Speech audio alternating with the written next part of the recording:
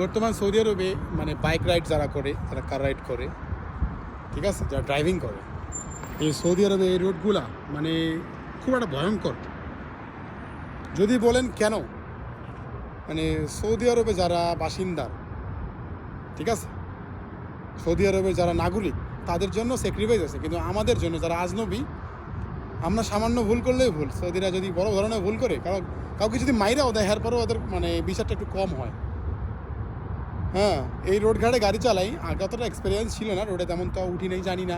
তবে ধীরে ধীরে দেখতেছি যারা বাইক রাইড করে, মানে সৌদিরা যেভাবে গাড়ি চালায়, এদের গাড়ি চালা সব উল্টা উল্টি, মানে এরা কোনো আইন মানেই না। এটা সৌদি পুলিশের কত দেখবো, এক লাইনে আছে, আর এক লাইন দিয়ে একটা সামনে এসে দাঁড়ায় আছে। কারণ এই দেশে তো তামিন থাকলে কোনো সমস্যা নাই, তোমার যা ক্ষতি সরকারি টাকা দিব, ঠিক আছে। এই কারণে এই সুযোগ সুবিধাটা পায়, অ্যাক্সিডেন্ট করলে এরা ভয় পায় না। কারণ কোনো গাড়ির কোনো ক্ষতি হলে, তোমার কোনো ক্ষতি হলে সরকারি টাকা দিব, হেরা দিব না। এই হচ্ছে বর্তমান সৌদি আরবের মানে রাস্তায় চলাচল করা খুব রিস্ক ভাই। যারা এরকম বাইক রাইড করে, ফুড ডেলিভারির কাজ করে, যারা এরকম কার চালায়, ঠিক আছে, খুব একটা রিস্ক ভাই, খুব রিস্ক, কি বলবো ভাই।